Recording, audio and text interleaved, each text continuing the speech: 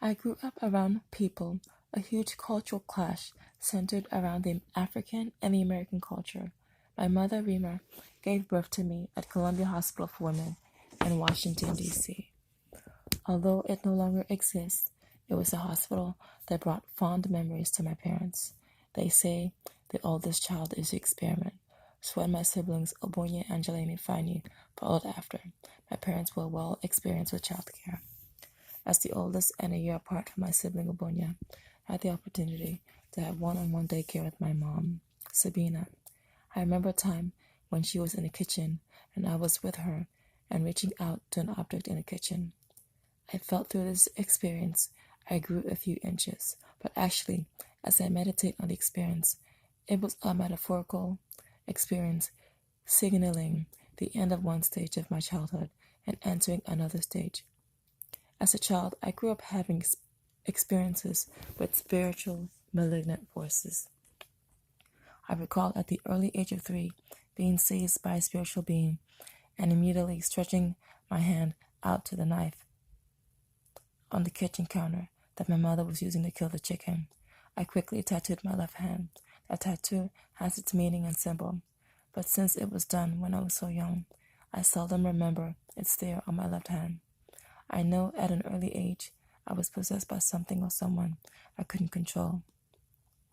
Other times I would have nightmares of popular musical artists or movie actors. At times these nightmares were spurred by exposure to the musical industry. I had mastered dance moves of certain musical artists. Now, movie characters such as E.T., my dad didn't understand how I was exposed since we hadn't seen the movie. I do speculate it may have been due to commercials that I may have watched or heard to promote viewers to watch the movie. When Obonya was born, Dad says I greeted him by giving him my bottle that had milk formula in it. As strange as that may be, I remember the experience and meeting them at the door. Childhood memories have oftentimes given me the sensation that I was another person looking at the younger me grow up as I went through life's motions. It triggers memories of summers, snow, being surrounded by precious siblings. At a young age, I grew up to tell my dad I love you, and I would oftentimes hug him. As a child, I knew my dad was going to be one of my protagonists in my life. My early years involved going to daycares in Washington, D.C. and Maryland. In daycare, I had friends from different nationalities and had a best friend who had a physical handicap that impeded her from straightening her limbs and running with her peers. She wasn't able to keep up with kids in her age group and oftentimes was the last to catch up with us. I remembered on occasions waiting for her at the bottom of the stairwell as she made her way down slowly. At one daycare, we were exposed to doing so many activities during the day.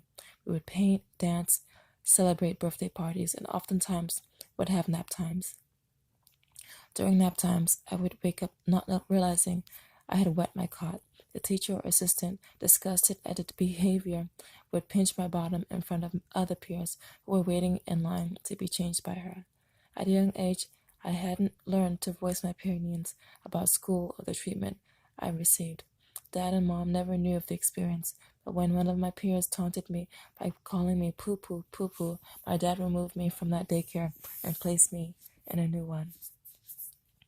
At my new daycare, it was quite a traumatic experience for me. I was exposed to a new environment, new peers, and new teachers. I cried on my first day as I clinged to my mother. Years later, she confessed to being guilty for leaving me at school still crying. I knew she meant well. Obonya, my brother, reacted very well, and between the two of us, he was a child that was very well behaved. When going to Dad's offices, co-workers would comment on how well behaved my brother was, and in response to this, I would stop jumping on the company sofa and sit down quietly.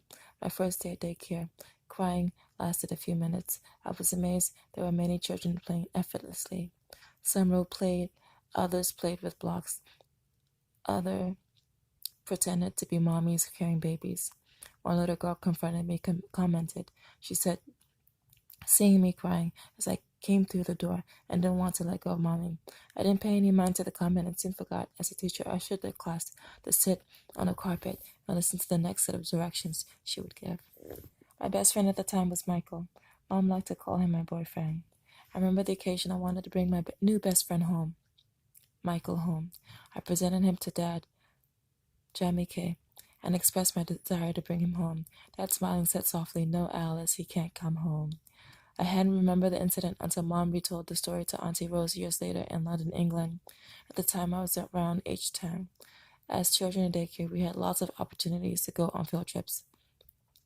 On one field trip, an odd gentleman who I had never seen before sat beside my best friend Michael and gave him advice about women. He warned him about the dangers of befriending women and getting too close to them. As Michael and I listened, I realized my friendship to my best friend of several daycare months was coming to an end.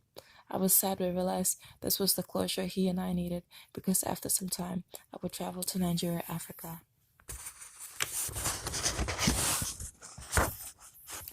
I loved going to daycare and I loved going to the swimming pool. Mom at the time was learning about the American culture and food. She was going to cooking school and a university.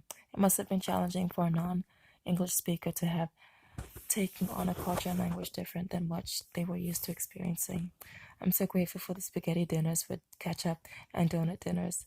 Something I didn't miss much of as I was growing up was a spoonful of liquid I had consumed at a young age. I remember drinking a strange substance my mother used to give I and my brother Bonya to drink. It had an awful taste. Countless times, as an adult, deja vu would occur, and the smell and taste of the liquid I was given at a young age would leave me wondering what it was I consumed as a youngster. I found that years later, as I was eating olives, I was given olive oil to drink. I and my siblings were given a spoonful of olive oil daily. There must have been a special reason why my mom had given it to us. I don't recall ever getting sick in her care, so a spoonful of olive oil did have health benefits when taken in moderation. In a world where children's opinions hadn't yet formulated, I knew it didn't have any agreeable taste, but I couldn't bring myself as a child to say no and refuse to take it. Another time I was given oil to taste was while I visited my grandfather in Nigeria, Africa, between 1985 to 1988. The climate proves favorable to grow fruits and crops of all sorts, as it is hot and dry during its dry season and rainy and humid during its wet season. Palm oil in its raw form is orange in color. Oftentimes I had the opportunity to suck on its orange fruit, but when some of it fell on the floor at my grandfather's living room or parlor, I was coerced by many relatives to lick it from the floor, which I did, who in response cheered at my humble gesture. Summers were beautiful in Silver Spring, Maryland. Even more enjoyable when I would chase butterflies and to be informed by Dad to leave the creatures alone.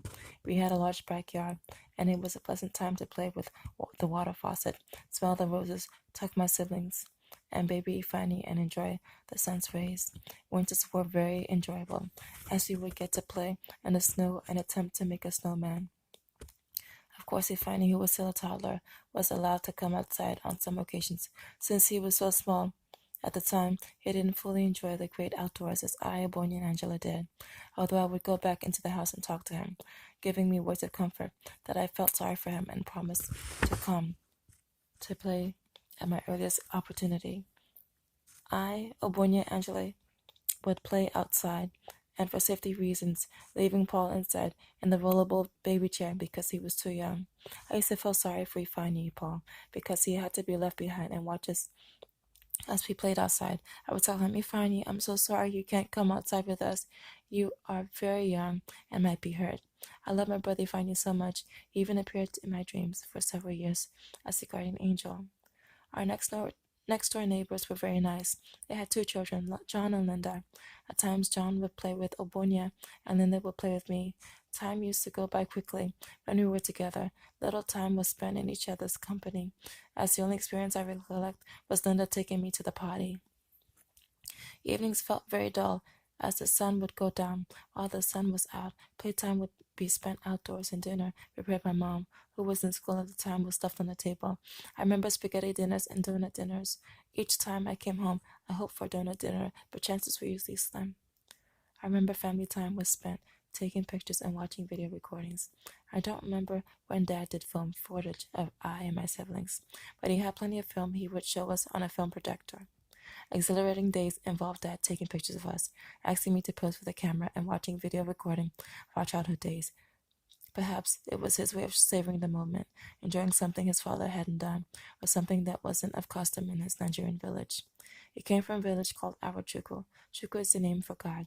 On other days, without much recollection, he managed to record us numerous times and stored many videos that used to be stored on VCRs. His goal was to capture every waking moment of our lives, as he made lots of videos of I and my siblings' childhood. Upon arriving to Nigeria, the videos were damaged from the rain during Nigeria's rainy season and therefore had to be discarded.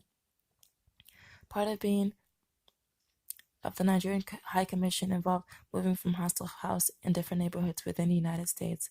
I found this acceptable because I thought this was something very common for families to do. In a way, I had the opportunity to grow up around Africans from different countries, Indians, and people from the United States. I still look back and remember friends were comprised of people from different nationalities. The beauty of being a child is in part being colorblind and allowing oneself to be infused to everything that surrounds them.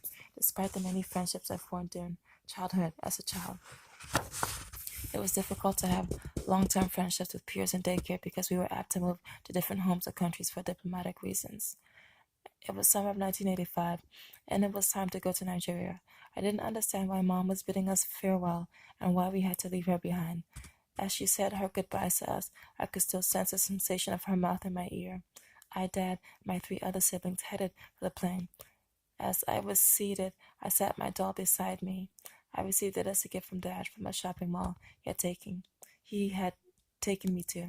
I remember the trip we made to the shopping mall and arriving there to the car with my doll Kusa cradled in my arms. Angela strode into the plane. As a bold woman with a lot of confidence, she was highly admired. Ifeanyi was too young to have remembered the experience. It was carried since he was still a toddler.